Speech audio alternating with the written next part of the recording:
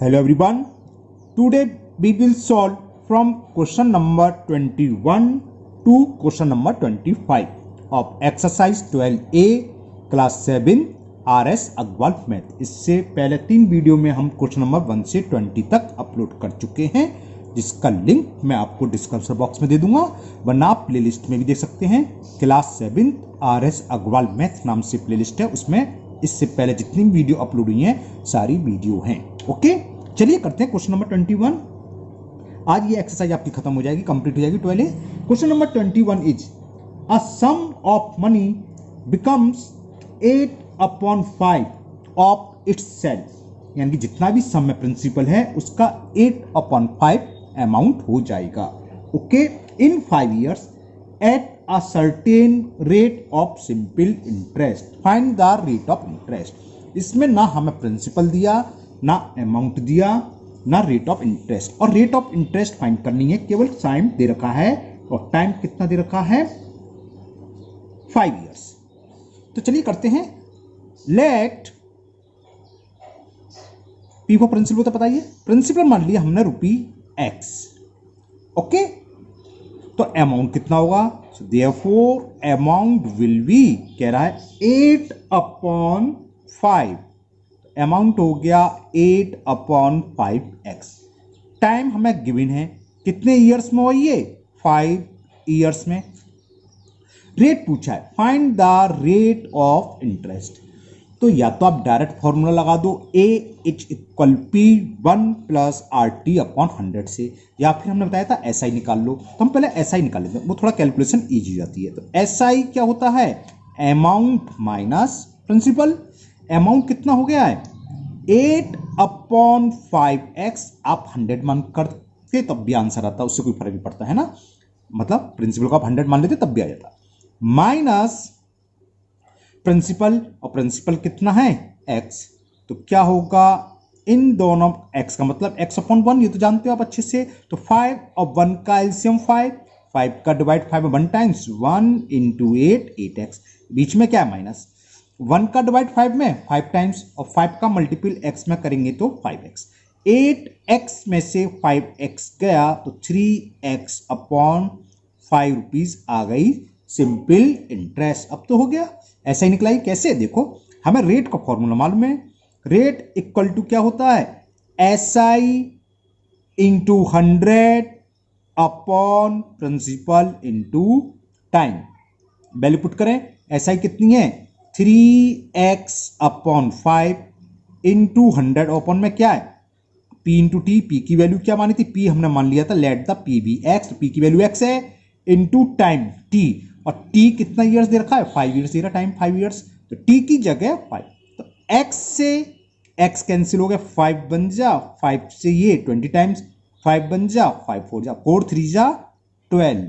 तो rate of interest कितनी हो गई?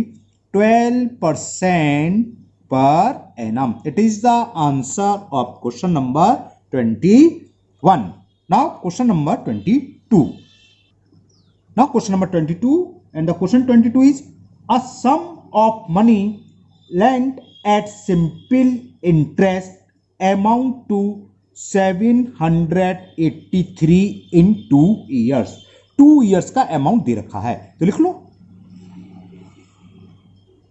Amount of 2 years, it is given 783 rupees। Okay, and 837 in 3 years, और amount of 3 years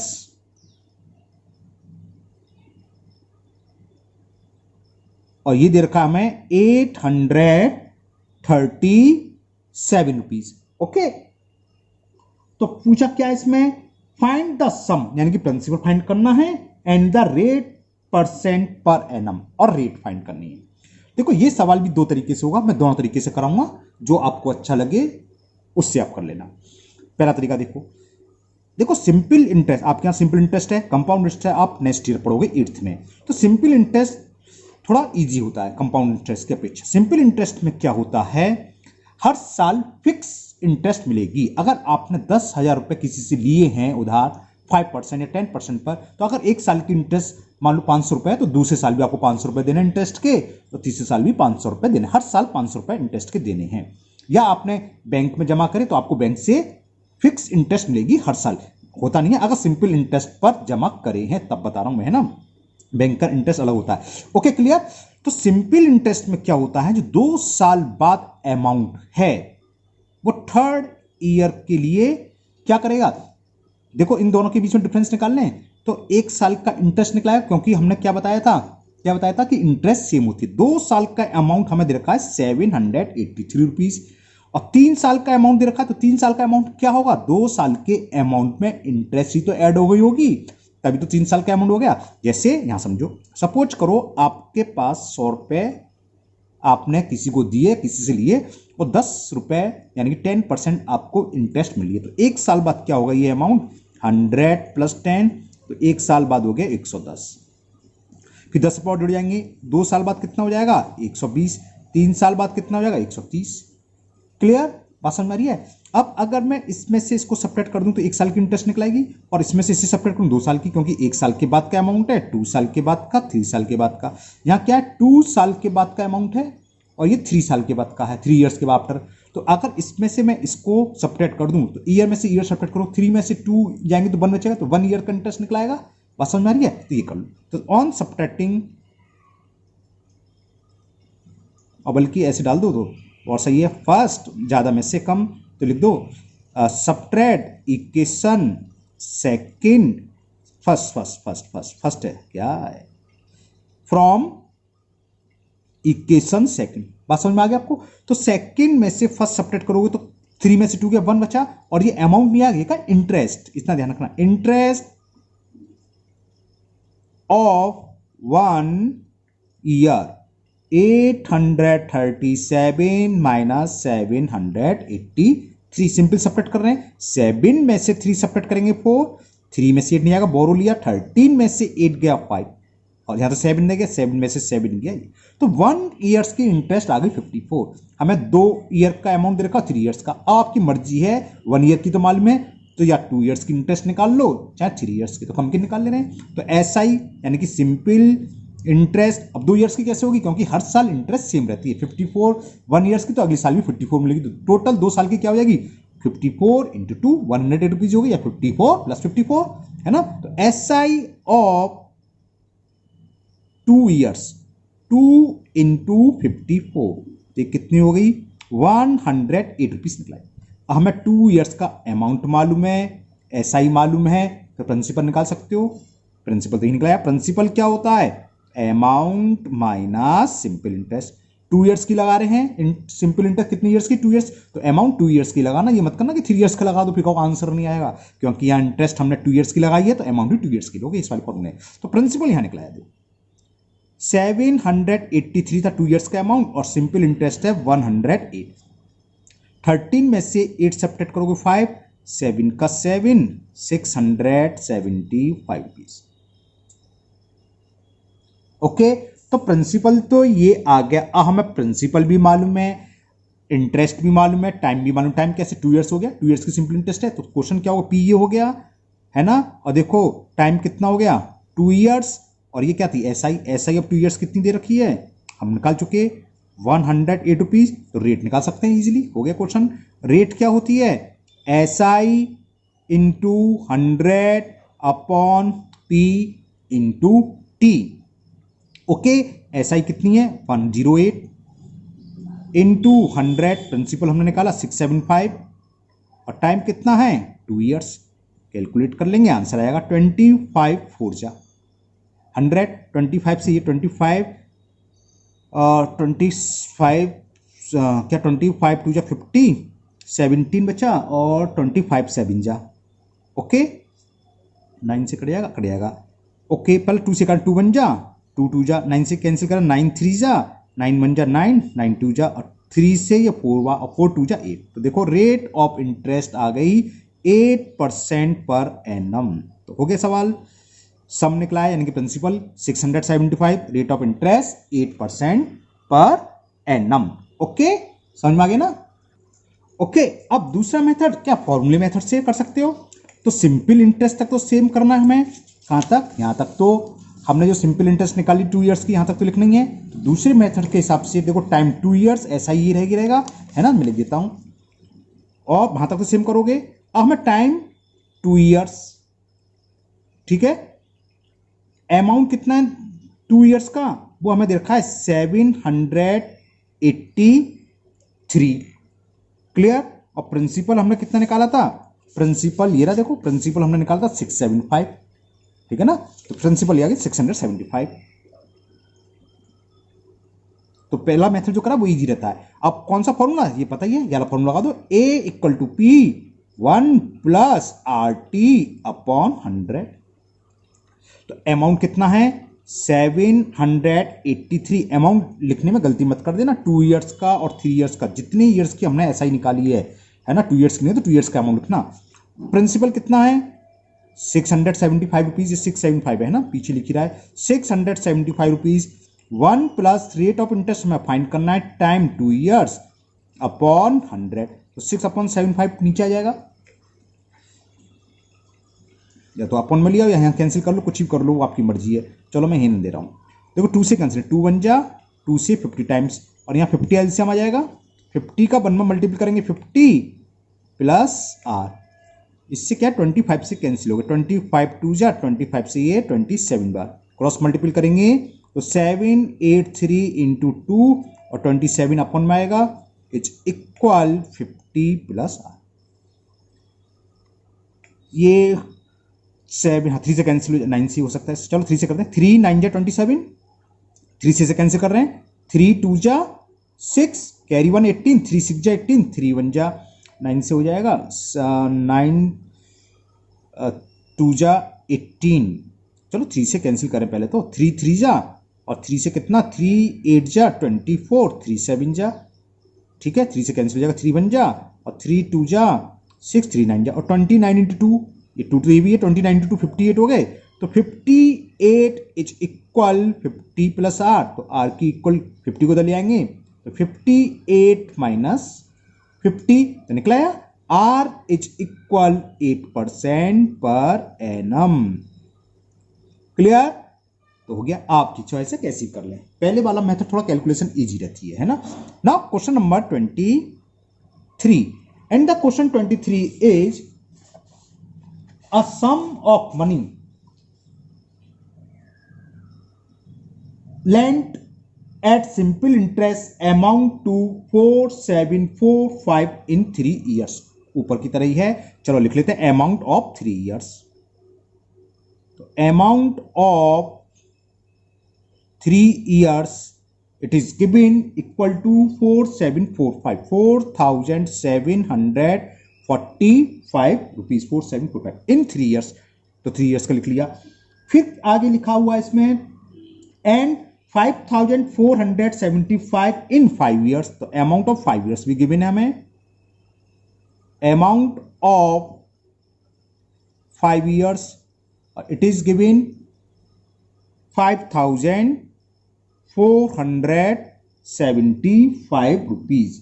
find the sum and rate of percent, same बिल्कुल ditto ऊपर वाले सवाल की तरह है। तो क्या करें, सब्ट्रैक्ट कर दें, इसमें से इसे सब्ट्रैक्ट कर दें तो 5 में से 3 आएंगे तो वो अमाउंट ऑफ 2 years नहीं आएगा, क्या आएगा सिंपल इंटरेस्ट ऑफ 2 years। समझ में आ गया ना। इसको हमने डाल दिया फर्स्ट, इसको हमने डाल दी सेकंड, तो subtract first from second.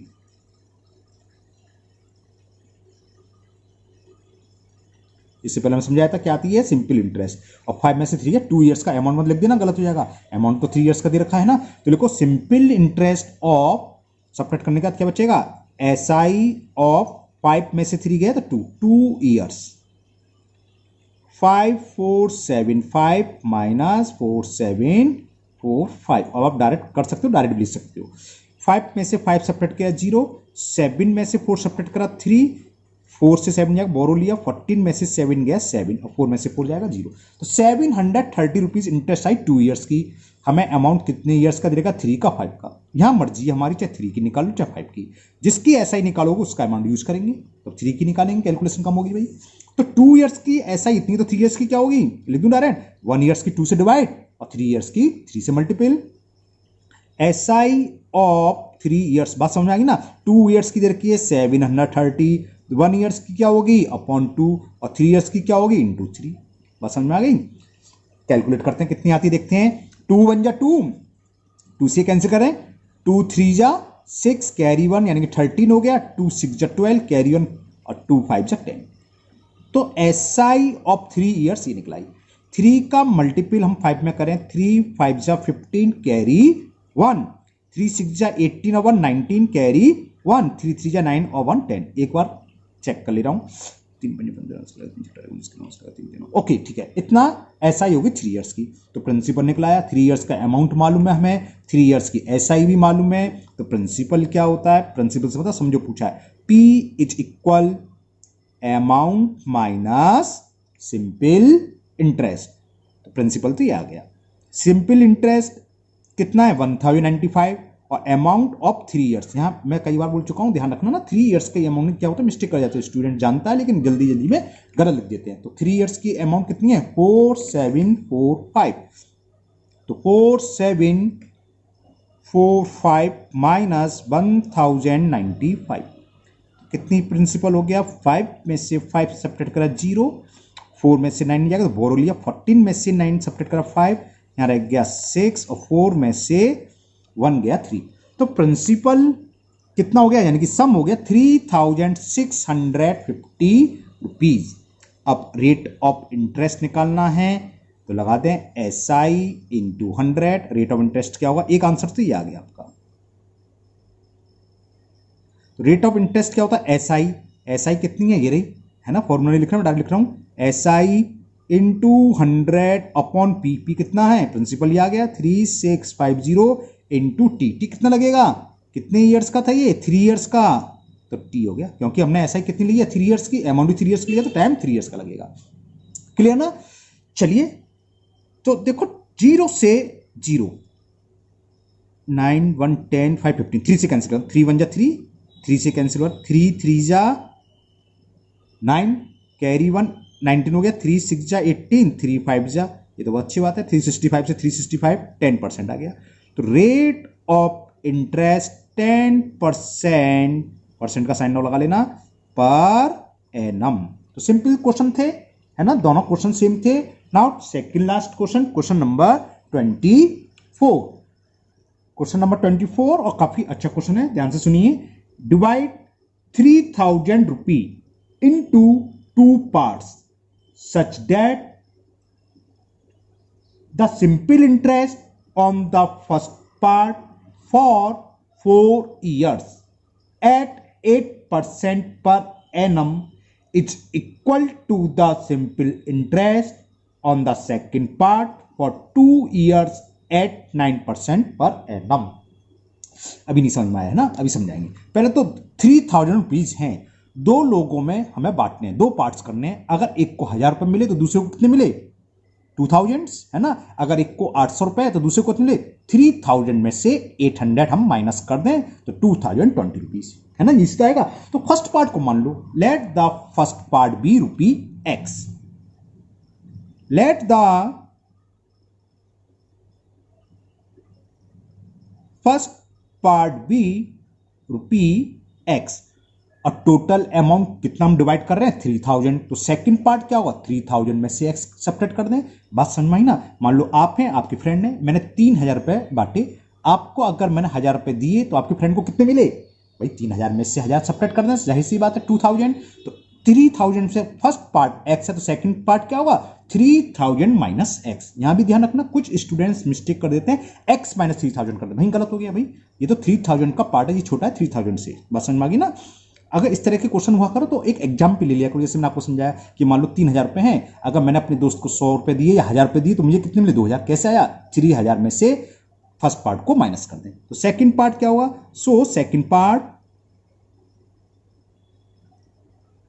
Will be कितना होगा 3000 माइनस X। यहां तक क्लियर। अब थोड़ा सा हेडिंग डाल के कर लो, कोई चक्कर ही नहीं है मिस्टेक होने का। लिख लो for first part, first part के लिए, फर्स्ट पार्ट हमने माना X रुपीज दे रहे हैं उसे, तो प्रिंसिपल कितना होगा फर्स्ट पार्ट के लिए X रुपीज। अब जरा दोबारा से पढ़ता हूं मैं सवाल, ये करा है on the first part for 4 years। तो फर्स्ट पार्ट के लिए टाइम कितना हो गया 4 years, हुआ नहीं हुआ, और रेट ऑफ इंटरेस्ट भी दे रखी है एट 8% पर एनम। इतने पार्ट की 4 years की सिंपल इंटरेस्ट निकाल लो। जानते हैं S I is equal to P R T upon 100। तो एस आई निकाल लो इसकी फर्स्ट पार्ट के लिए। तो सिंपल इंटरेस्ट कितनी, इसे 1 डाल दे रहा हूं, एस आई 1 का मतलब simple interest for first part. Okay, चाहे ऐसे लिख लो चाहे ऐसे लिख लो, उससे कोई फर्क नहीं है। तो या डायरेक्ट लिख सकते हो simple interest of first part, ऐसे भी लिख सकते हो। तो मैंने एस आई 1 डाल दिया शॉर्ट में। तो पी आर टी, पी की वैल्यू कितनी है, आर की वैल्यू कितनी है, और टी अपॉन 100। ओके, तो ये कितना हो गया, कैंसिल कर सकते हैं, लेकिन मैं कैंसिल कर नहीं रहा, बाद में देखेंगे। कैंसिल इसलिए नहीं कर रहा, फॉर्मूले में अपॉन 100 तो होता है, यहाँ कैंसिल होके मालूम पड़ा डिनोमिनेटर 25 आ गया, और वहां दूसरा वाला कैंसिल ही नहीं हो रहा, वह 100 ही है। तो लाइक फ्रैक्शन को ऐड करना इजी रहता है, इसलिए नहीं कर रहा, बाद में कैंसिल कर लेंगे। तो फर्स्ट पार्ट के लिए सिंपल इंटरेस्ट ये आ गई। अब निकाल लो फॉर सेकेंड पार्ट।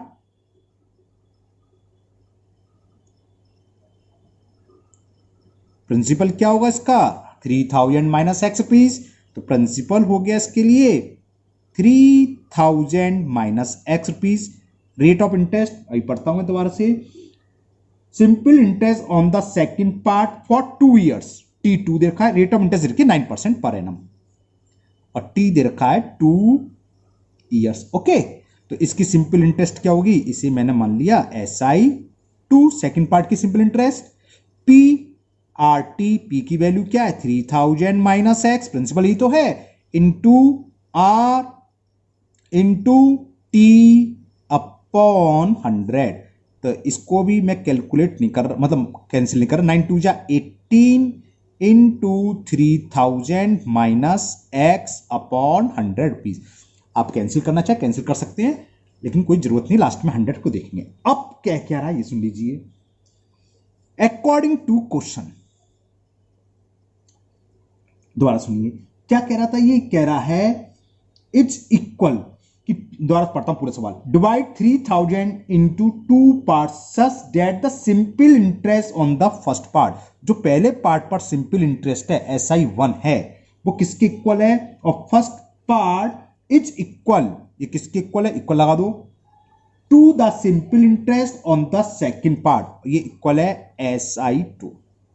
बस हो गया, इसलिए मैंने कैंसिल निकाला। 100 से 100 कैंसिल यहां हो जाएगा। कैसे दिखाता हूं, देखो simple interest of first part क्या थी 32x अपॉन 100 आई थी, ये रही है ना SI1, और SI2 क्या है ये, तो it's equal 18 3000 minus x upon 100। अब देखो पूरा 100 से 100 कैंसिल हो गया, इसलिए नहीं कैंसिल करा था। यहां कैंसिल कर सकते, जानते हो कैंसिल करना, ऊपर से ऊपर हो जाता है ना, 4 से कैंसिल है, 2 से हो जाएगा ना, 2 से 16, 2 से 9 जा, तो कर दूं 2 से 16 और 2 से 9 टाइम्स, तो ये कितना बचा 16x। 9 का अंदर मल्टीपल करना हमें, 9 3 जा 27 और 3 0 है 20,000 माइनस 9x। 9x को उधर ले आएंगे तो प्लस के हो जाएंगे, 16x plus 9x is equal 27,000। कितना हो गया ये 25x, तो 25x इज 27,000, तो value of x will be 27,000 upon 25। 25 से कैंसिल कर रहा हूं, 25 बन जाए 25, 25 बन जाए 25, 2 बचा, 2 का तो 20 नहीं जाने की 0 से बोलते हैं, फिर 0, 25 8 200, 1080 रुपीज आ गया x की वैल्यू। x क्या माना था हमने, फर्स्ट पार्ट, तो फर्स्ट पार्ट कितना हो गया, first part is the amount of first part, ऐसे लिख सकते हो ₹1080, और सेकंड पार्ट क्या होगा 3000 में से इसको माइनस कर दें, 3000 माइनस एक्स था, 3000 माइनस 1018, तो ये कितना हो गया 1920 हो गया, 1920। सबट्रैक्ट करा सिंपल और कुछ नहीं करा, तो आंसर आ गया। First part 1080 rupees and the second part या amount of second part is 1920 rupees. अगर इसका आप इंटरेस्ट निकालेंगे 4 years का 8% की रेट ऑफ इंटरेस्ट से, और इसका 2 years का 9% से, दोनों इक्वल आएंगे। Okay, now last part of this exercise 12A, question number 25। Now question number 25, ये भी सेम वैसी है. Divide 3600 into 2 parts. तो वो ये 2 पार्ट्स हैं. पहला पार्ट मान ले रहे हैं x. Let first part be rupee x. कितने डिवाइड कर रहे हैं? 3600. समझ में आ गया आपके. सेकंड पार्ट क्या होगा? Second part will be 3600 minus x, है ना. So second part will be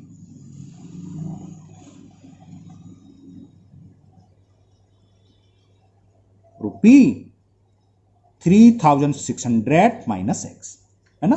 अब इसी तरह फर्स्ट पार्ट हेडिंग डाल लो.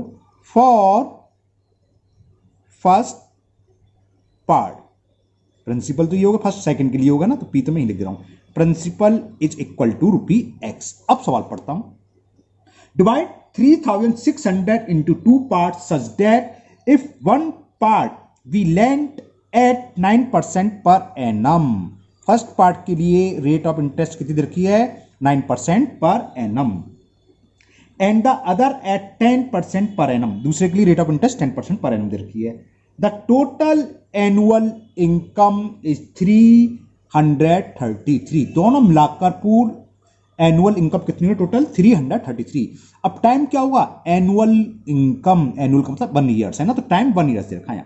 Time is 1 years. बस ये दिक्कत. और बस कुछ सिंपल एनुअल इनकम दे रखी है. एनुअल का मतलब वार्षिक, यानी कि 1 वर्ष की. तो 1 ईयर्स हो गया. ओके, तो निकाल लो. तो हम क्या निकालें? एसआई. तो फर्स्ट से हमें कितनी इनकम होगी एक साल में, यानी कि इंटरेस्ट जो होती है वो इनकम होती है. तो SI 1 P R T upon 100. P की वैल्यू कितनी है? आर की वैल्यू टी की अपॉन 100. तो ये आ गया 9x upon 100 rupees. Now for second part.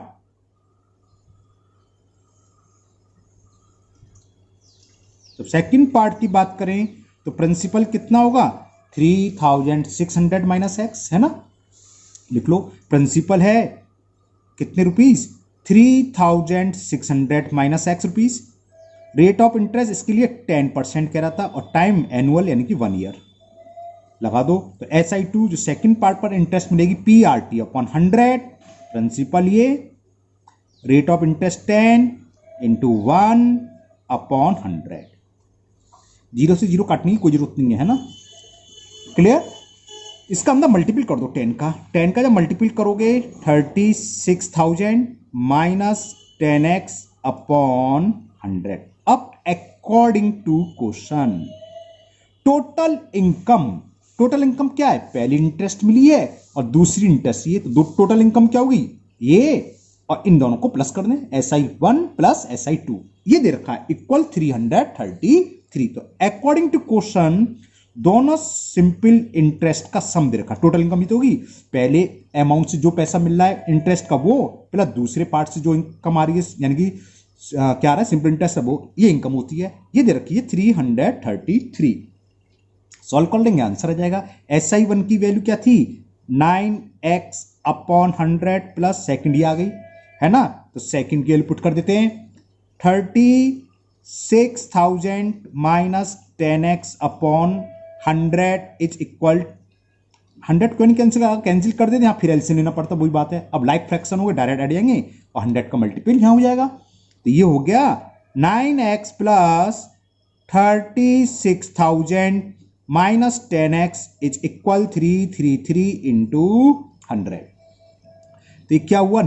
36,000 और 9x में से 10x जाएंगे तो माइनस x, और ये हो गया 33300. इसको उधर ले आए, x उधर ले आए, तो 3000 आ गया शायद. 000 माइनस 33300 इज इक्वल x. तो 20 से 20 जाएंगे तो रहेगा ही रहेगा. गलत बोला था, सॉरी. यहां लिया हमने बोरो, तो 10 हो गया. 10 में से 3 गया 7. यहां रह गया क्या?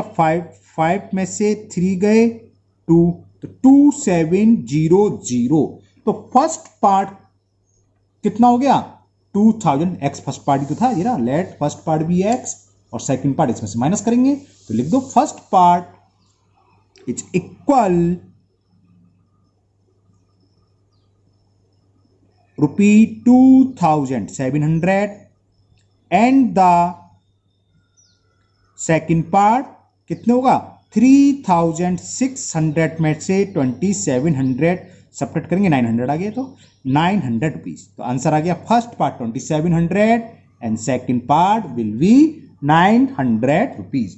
ये एक्सरसाइज आपकी 12A आज कंप्लीट हो गई और मुझे पूरी उम्मीद है आपको बहुत अच्छे से समझ में भी आ गई होगी। अगर आप लोग पहली बार वीडियो पर आए हो तो चैनल को सब्सक्राइब करना ना भूलें, साथ ही साथ बेल आइकन जरूर पुश करें जिससे कि इसके आगे का जो भी पार्ट मैं डालूंगा आगे वाली एक्सरसाइज वो आपकी मिस नहीं होगी, उसका नोटिफिकेशन आपके पास आ जाएगा। इस वीडियो को अपने दोस्तों को भी शेयर करें जिससे कि उनकी जो कुछ भी प्रॉब्लम होगी वो दूर कर लेंगे वो अपनी, है ना, क्योंकि आजकल कोचिंग स्कूल सब बंद है और मैथ में प्रॉब्लम आती है। आपके जो कुछ भी डाउट है तो आप कमेंट बॉक्स में कमेंट करें, मैं उसको पूरी कोशिश करूंगा दूर करने की, है ना। फिर मिलते हैं नेक्स्ट वीडियो में। Thank you, have a nice day.